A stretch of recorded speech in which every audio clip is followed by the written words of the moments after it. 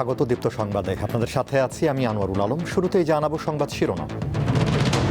৮,৭৭০টি vote কেন্দ্র বেশি ঝুঁকিপূর্ণ, জানালেন আইজিপি। ঝুঁকিপূর্ণ এলাকায় থাকবে ড্রোন। নির্বাচনে থাকবেন ৫৪০ জন বিদেশি পর্যবেক্ষক ও সাংবাদিক, তাদের সহযোগিতা করবে ইসি। নির্বাচনের ছুটিতে গ্রামে যাচ্ছেন অনেকে, যানজটে দুর্ভোগে পড়তে হচ্ছে ঘরমুখী যাত্রীদের।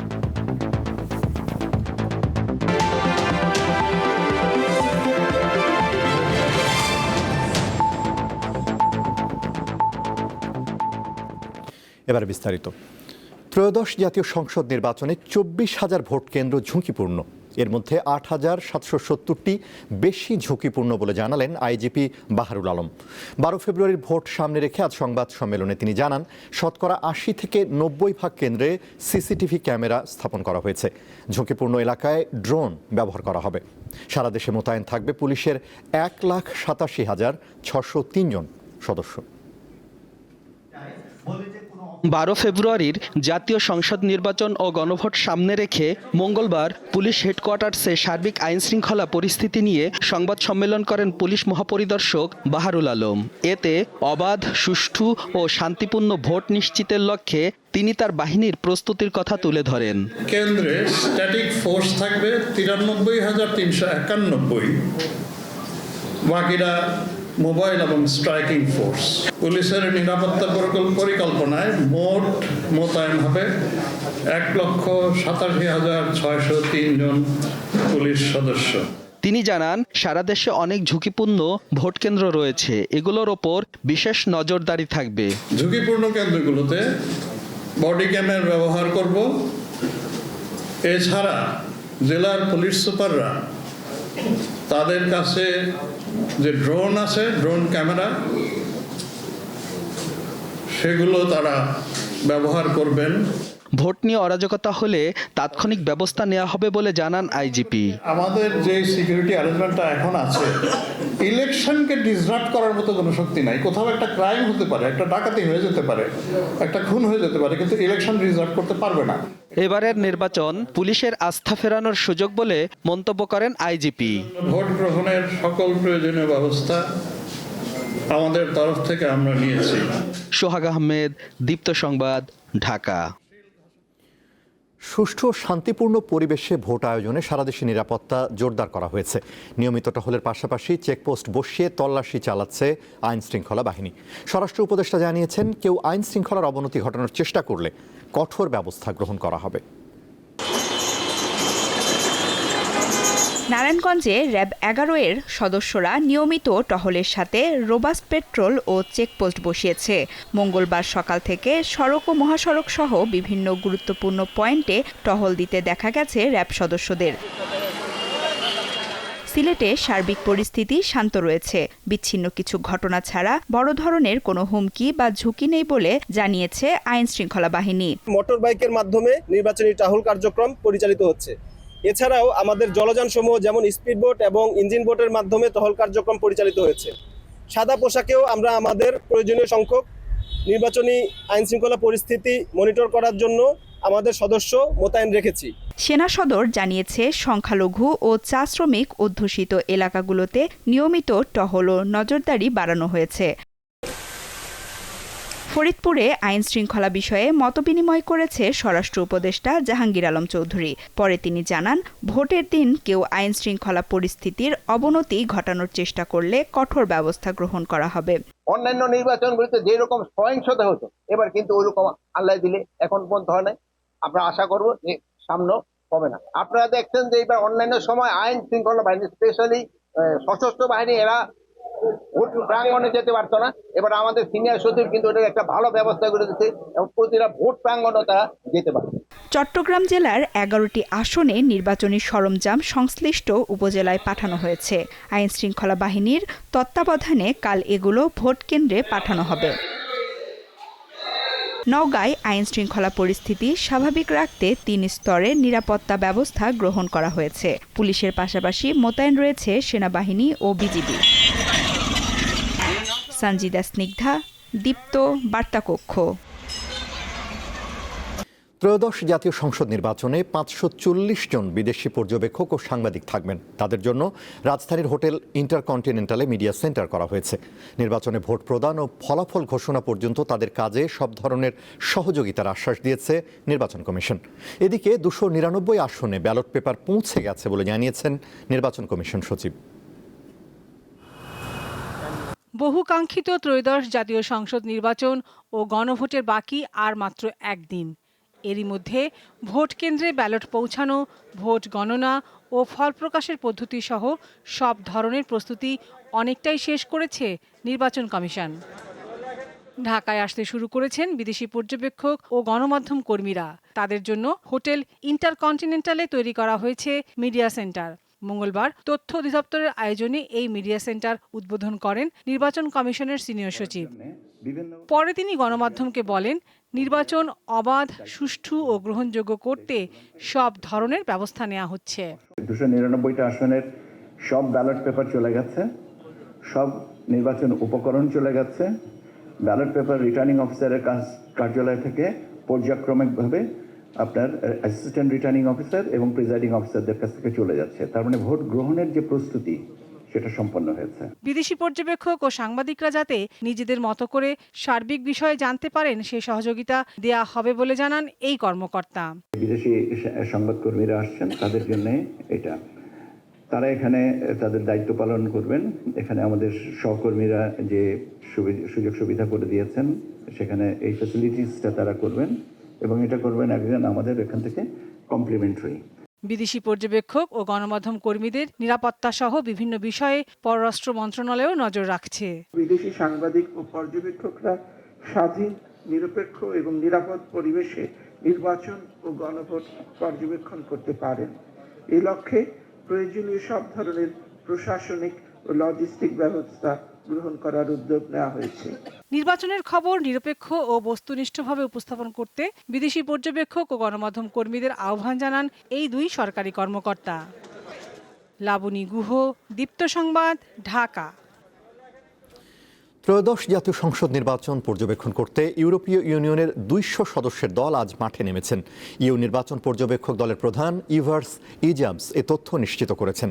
নির্বাচনের সামগ্রিক পরিবেশ অত্যন্ত ইতিবাচক বলে মনে করেন তিনি। ভোট অংশগ্রহণমূলক হবে এমন প্রত্যাশা তার। ত্রয়োদশ জাতীয় সংসদ নির্বাচন পর্যবেক্ষণে মঙ্গলবার ইউরোপীয় ইউনিয়নের পক্ষে আন্তর্জাতিক পর্যবেক্ষকরা মাঠে নেমেছেন। তারা 12 ফেব্রুয়ারি দেশের বিভিন্ন শহর, পৌর এলাকা ও গ্রামে ভোট গ্রহণ, ভোট গণনা ও ফলাফল ঘোষণা পর্যবেক্ষণ করবেন।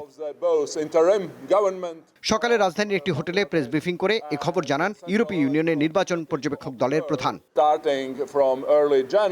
নির্বাচনের সামগ্রিক পরিবেশ অত্যন্ত ইতিবাচক।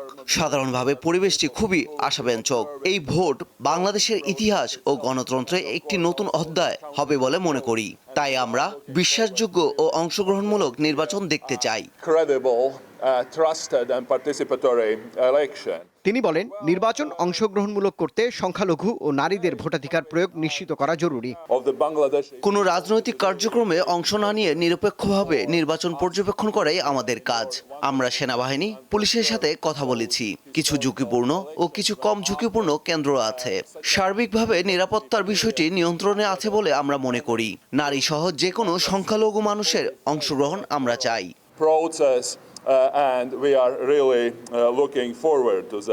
ইউরোপীয় ইউনিয়নের 27টি সদস্য রাষ্ট্রের পাশাপাশি কানাডা, নরওয়ে ও সুইজারল্যান্ড থেকেও নির্বাচন পর্যবেক্ষকরা এরই মধ্যে বাংলাদেশে এসেছেন। রুবায়েত হাসান, দীপ্ত সংবাদ, ঢাকা। 12 ফেব্রুয়ারি ইলেকশন ইঞ্জিনিয়ারিংয়ের সুযোগ নেই বলে মনে করেন বিএনপি মহাসচিব মির্জা ফখরুল ইসলাম আলমগীর।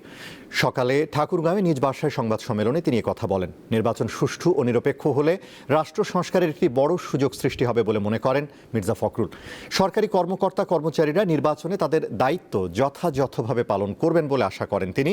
বিএনপি মহাসচিব বলেন, ভোট সুষ্ঠু হলে তার দল ভূমিধস জয় পাবে। অবাধ, সুষ্ঠু, নিরপেক্ষ নির্বাচন হলে বিএনপি জয়লাভ করবে। সুষ্ঠু ও গঠনমূলক নির্বাচন হলে যে ফলাফলই হবে বিএনপি তা মেনে নেবে বলে জানিয়েছেন বিএনপির নির্বাচন পরিচালনা কমিটির মুখপাত্র মাহাদি আমিন। দুপুরে রাজধানীর গুলশানে বিএনপির নির্বাচন পরিচালনা কমিটির কার্যালয়ে এক সংবাদ সম্মেলনে একথা বলেন তিনি। সবাই শান্তিপূর্ণভাবে ভোট দেবেন বলে আশা প্রকাশ করেন। মাহাদি আমিন অভিযোগ করেন, একটি রাজনৈতিক দল নানাভাবে জাল ভোটের প্রস্তুতি নিচ্ছে, টাকা দিয়ে ভোট কেনার চেষ্টা করছে। আচরণবিধি অনুযায়ী তা শাস্তিযোগ্য অপরাধ। যথাযথ ব্যবস্থা নিতে নির্বাচন কমিশনের দৃষ্টি আকর্ষণ করেছেন তিনি। বলেন, সম্প্রতি বিভিন্ন জেলায় বিএনপির কর্মীদের উপর দেশীয় অস্ত্রসহ হামলা হয়েছে। এ বিষয়ে স্থানীয় প্রশাসনের হস্তক্ষেপ চাওয়া হয়েছে। ব্রাহ্মণবাড়িয়া 2 আসনের স্বতন্ত্র প্রার্থী রুমিন ফারহানা অভিযোগ করেছেন, তার হাঁস প্রতীকের পক্ষে কাজ করায় অনেককে হুমকি দেওয়া হচ্ছে। সোমবার রাতে সরাইলের নির্বাচনী কার্যালয়ের সংবাদ সম্মেলনে এ অভিযোগ করেন তিনি। তবে কে বা কারা হুমকি দিচ্ছে সেটি স্পষ্ট করেননি আলোচিত এই প্রার্থী। নির্বাচনে রুমিন ফারহানাকে সমর্থন দিয়েছে জাতীয় পার্টি। এ তথ্য জানাতে জাতীয় পার্টি নেতাদের নিয়ে সংবাদ সম্মেলনটি করেন তিনি।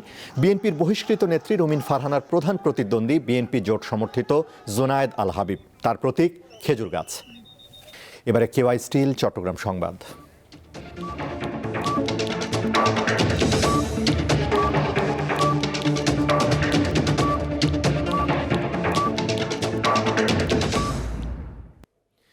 চট্টগ্রাম বন্দরকে পুরো দমে অটোমেশনের আওতায় আনতে আজ থেকে সিপিএস স্কাই নামে পোর্টাল সিঙ্গেল উইন্ডো ডিজিটালাইজেশন কার্যক্রম আনুষ্ঠানিকভাবে শুরু করেছে চট্টগ্রাম বন্দর কর্তৃপক্ষ। এই উদ্যোগের মাধ্যমে বন্দরের কার্যক্রম আরও আধুনিক, স্বচ্ছ ও দ্রুততর হবে বলে জানিয়েছেন সংশ্লিষ্টরা। উদ্বোধন উপলক্ষে দুপুরে বন্দর ভবন মিলনায়তনে সাংবাদিকদের সঙ্গে মত বিনিময় করেন চট্টগ্রাম বন্দরের chairman rear admiral SM. Moniruzzaman. বলেন, বন্দরের কার্যক্রমকে শতভাগ ডিজিটাল ও পেপারলেস করতে এই সিস্টেম একটি যুগান্তকারী পদক্ষেপ। সিপিএস স্কাই চালুর মাধ্যমে ধাপে ধাপে সম্পূর্ণ পেপারলেস সিস্টেম বাস্তবায়ন হবে এবং আমদানি রপ্তানির সব প্রক্রিয়া একটি সমন্বিত ডিজিটাল প্ল্যাটফর্মের মাধ্যমে সম্পন্ন করা যাবে বলে জানান তিনি। কুমিল্লা সদর উপজেলায় কটকবাজার এলাকায় একটি পুকুর সেচে বেশ কয়েকটি অস্ত্র উদ্ধার করেছে র্যাব। ভোরে এই অভিযান শুরু করা হয়। উদ্ধার করা অস্ত্রের মধ্যে রয়েছে 3টি পিস্তল, একটি রিভলভার, 2টি 1 শুটার গান এবং বেশ কয়েকটি দা, ছুরি ও চাইনিজ কুড়াল। র্যাবের Comilla company commander major Sadman Ibne Alam এ তথ্য নিশ্চিত করেন। 12 ফেব্রুয়ারির নির্বাচনে নাশকতার উদ্দেশ্যে এসব অস্ত্র জড়ো করা হয়েছিল বলে ধারণা করেন এই কর্মকর্তা। জাতীয় নির্বাচন উপলক্ষে 4 দিনের ছুটি পাওয়ায় কর্মস্থল ছেড়ে গ্রামের বাড়ি যাচ্ছেন অসংখ্য মানুষ। অতিরিক্ত মানুষের চাপে বাড়ে যানবাহনের সংখ্যা, ফলে যানজটে দুর্ভোগে পড়তে হয় ঘরমুখী যাত্রীদের। অতিরিক্ত ভাড়া আদায়ের অভিযোগ, সড়ক অবরোধ করেন শ্রমজীবী মানুষ। মঙ্গলবার ভোর থেকে রাজধানী ঢাকার সাথে সংযুক্ত সড়কগুলোতে ঘরমুখো মানুষের ভিড় দেখা যায়। একই সঙ্গে বিপুল সংখ্যক মানুষ বের হওয়ায় ঢাকা টাঙ্গাইল ও ঢাকা ময়মনসিংহ মহাসড়কে যানবাহনের চাপ কয়েক গুণ বেড়ে যায়। এতে যানজট সৃষ্টি হয়। গাজীপুরের চন্দ্রা, মৌচাক ও কোনাবাড়ি এলাকায় দীর্ঘ সারিতে দাঁড়িয়ে থাকতে দেখা যায় বাস, ট্রাক, প্রাইভেট কার সহ বিভিন্ন যানবাহন। এতে দুর্ভোগে পড়েন ঘরমুখো যাত্রীরা। অনেকদিন পর একটা সুস্থ পরিবেশে ভোট হবে এরকম আমরা নিশ্চয়তা নিয়ে ঢাকা ছাড়ছি, বাড়ির উদ্দেশ্যে যাচ্ছি। 4 দিনের ছুটি পেয়েছি, যার কারণে প্রথম ভোট দিতেই হবে। আমি 1 ঘন্টা লেট করেছিলাম, ওইখানে দাঁড়াইছিলাম, আমি গাড়ি পাইতেছিলাম না, পরে আমি ভেঙে ভেঙে আসলাম। 20 টাকার ভাড়া 100 টাকা। পর্যাপ্ত ভাড়া যেটা ফিক্সড করা তার থেকে অনেক বেশি ভাড়া নিচ্ছে। সুযোগ বুঝে যাত্রীদের কাছ থেকে অতিরিক্ত বাস ভাড়া আদায় শুরু করেন বাস শ্রমিকরা। প্রতিবাদে নবীনগর চন্দ্রা মহাসড়ক অবরোধ করেন পোশাক শ্রমিক ও ঘরমুখো মানুষ। সকাল 8টার দিকে নবীনগর চন্দ্রা সড়কের আশুলিয়া বাইপাইল এলাকায় এ অবরোধ করেন তারা। আইন শৃঙ্খলা বাহিনীর আশ্বাসে সকাল 9:30টার দিকে সড়ক থেকে সরে যান অবরোধকারীরা। গাড়ি অনেক ভাড়া, বাচ্চা নিয়ে দাঁড়াচ্ছি, তারপরে আনন্দ লাগতেছে ঈদের মতো। জামালপুরে ভাড়া হলো 300 টাকা, আজ ভাড়া নিতেছে 1000 টাকা। এই 700 টাকা কে দিবে? কোম্পানি আমাদেরকে বোনাস দিছে না সরকারে আমাদেরকে টাকা দিছে যে আমরা ভোট দিবার যাইতেছি, আমাদের সরকারে টাকা দিছে, আমরা যত ভাড়া তত আমরা দিয়ে চলে যাব। অতিরিক্ত ভাড়া আদায় করতে না পারে কোনো যাত্রী, সেজন্য আমরা আমাদের অভিযান অব্যাহত থাকবে। বিভিন্ন রুটের ট্রেনেও দেখা যায় ঘরমুখো মানুষের ভিড়। টিকিট না পেয়ে অনেকেই ট্রেনে দাঁড়িয়ে থাকতে দেখা যায়।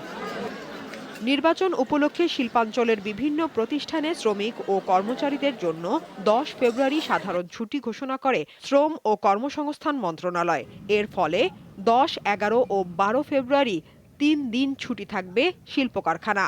ভোটের পরদিন শুক্রবার সাপ্তাহিক ছুটি আছে, ফলে নির্বাচন উপলক্ষে টানা 4 দিন ছুটি থাকছে। সাদিয়া চৌধুরী, দীপ্ত, বার্তাকক্ষ। দর্শক, সড়কের সবশেষ পরিস্থিতি জানাতে গাজীপুরের কোনাবাড়ি থেকে যুক্ত হচ্ছেন সহকর্মী জাহাঙ্গীর আলম। জাহাঙ্গীর, সড়কে যানবাহনের চাপ কেমন দেখছেন, আর মানুষজন কি পায়ে হেঁটে গন্তব্যে যাচ্ছেন? আমাদের সার্বিক পরিস্থিতি জানান।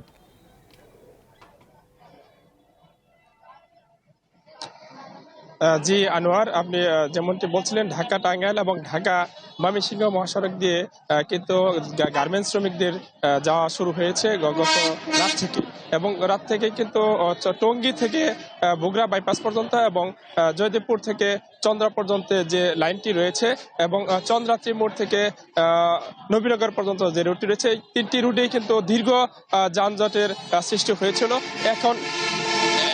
এখন কিছুটা গাড়ি স্বাভাবিক হলো মৌচাক পর্যন্ত, কিন্তু চন্দ্রা থেকে মৌচাক পর্যন্ত চন্দ্রা থেকে মৌচাক পর্যন্ত দীর্ঘ সারিতে যানবাহন চলছে। কোনাবাড়ি এবং চন্দ্রা টাঙ্গাইলের দিকে যে রুটটি রয়েছে, সেই রুটে কিন্তু আমরা বিভিন্ন স্থানে দেখেছি যানবাহন না পেয়ে যাত্রীরা পায়ে হেঁটে তাদের নিজ নিজ গন্তব্যে পৌঁছানোর জন্য চন্দ্রা ত্রিমোড়ে যোগাযোগ করার চেষ্টা করছে যাত্রীরা, এবং তারা কিন্তু বারংবারই বলছেন যে অতিরিক্ত ভাড়া আদায় করা হচ্ছে। অর্থাৎ ঈদ উপলক্ষে যে পরিবহনগুলোতে অতিরিক্ত ভাড়া আদায় করা হয়, ঠিক তেমনি যেখানে 20 টাকার ভাড়া সেখানে 50 টাকা চাওয়া হচ্ছে বা 100 টাকা চাওয়া হচ্ছে, এবং যানবাহনের চাপ কিন্তু অনেকটা বেশি রয়েছে, কিন্তু যাত্রীদের উপচে পড়া ভিড় দেখা গেছে। বাস ছাড়াও ট্রেনের মধ্যেও কিন্তু যাত্রীদের অনেকটা ভিড় দেখা গেছে। আমরা সকালে দেখেছি টঙ্গী রেল জংশন এবং জয়দেবপুর রেল জংশনে কিন্তু অতিরিক্ত যাত্রী ছিল, এবং মহাসড়কে এখন পর্যন্ত কিন্তু যাত্রী রয়েছে। আগামীকাল সকল গার্মেন্টস ছুটি হওয়ার পরে কিন্তু আরও যানবাহন বৃদ্ধি হবে, কিন্তু মহাসড়ক কিন্তু ওই রকম আমরা আইনশৃঙ্খলা বাহিনীর সদস্যদের দেখতে পাই নাই। তো গাজীপুর থেকে এই ছিল মহাসড়ক নিয়ে সর্বশেষ তথ্য। জাহাঙ্গীর, আপনাকে ধন্যবাদ। সড়কের পরিস্থিতি জানাচ্ছিলেন গাজীপুর থেকে সহকর্মী জাহাঙ্গীর আলম। বিশ্বের সবচেয়ে দুর্নীতিগ্রস্ত দেশের তালিকায় বাংলাদেশের অবস্থান 13তম। আজ এমনটাই জানিয়েছে ট্রান্সপারেন্সি ইন্টারন্যাশনাল বাংলাদেশ, টিআইবি। 182টি দেশের মধ্যে 100-এর স্কেলে বাংলাদেশের স্কোর 24, যা বৈশ্বিক গড় স্কোরের চেয়ে অনেক নিচে। অবশ্য গত বছরের চেয়ে এবার বাংলাদেশের এক পয়েন্ট উন্নতি হয়েছে। সকালে রাজধানীতে সংবাদ সম্মেলনে দুর্নীতির ধারণার সূচক সিপিআই 2025 প্রকাশ করে টিআইবি। 1 পয়েন্ট গতবারের তুলনায় 1 পয়েন্ট বেশি, এবং তবে র্যাঙ্কিংয়ের দিক থেকে নিচের দিক থেকে র্যাঙ্কিং এক স্টেপ নিচে। যেটার যে বার্তাটা দিচ্ছে এই সূচক, সেটা হচ্ছে যে একটা আমাদের যে কর্তৃত্ববাদ প্রতিরোধ বিরোধী যে জুলাই আন্দোলন, সেটির একটা ইতিবাচক মূল্যায়ন এবং বিশ্লেষণ হয়েছে এই সূচকের মাধ্যমে, যার ফলে ইমিডিয়েট ইমপ্লিকেশন যারা সূচকের তথ্য দিয়েছে তারা ভেবেছে বাংলাদেশে একটা পরিবর্তনের সুযোগ হয়েছে। পদত্যাগের আগ্রহ প্রকাশ করেছেন ঢাকা বিশ্ববিদ্যালয়ের উপাচার্য ডক্টর নিয়াজ আহমদ খান। বিকেলে বিশ্ববিদ্যালয়ে এক সংবাদ সম্মেলনে তিনি বলেন, তিনি ভিসির দায়িত্ব থেকে সরে দাঁড়াতে চান, ফিরতে চান শিক্ষকতায়। এখন মনে করছি যে এটি একটি দায়িত্ব পালনের পর্বে আমরা একটি ভালো পর্যায়ে আছি, এবং আমি সরে দাঁড়াতে চাই।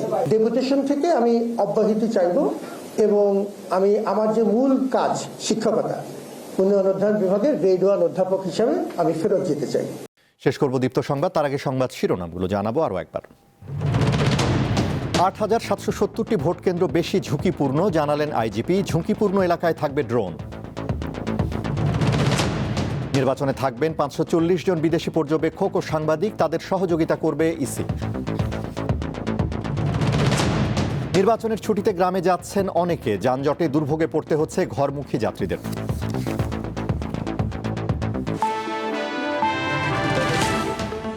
এই ছিল এখনকার মতো আমাদের পরবর্তী দীপ্ত সংবাদ সন্ধ্যা 6টা 40 দেখার আমন্ত্রণ। এছাড়া আরও তথ্য বিনোদনের খবর পেতে যুক্ত থাকুন দীপ্তর ডিজিটাল প্ল্যাটফর্মগুলোতে। ধন্যবাদ।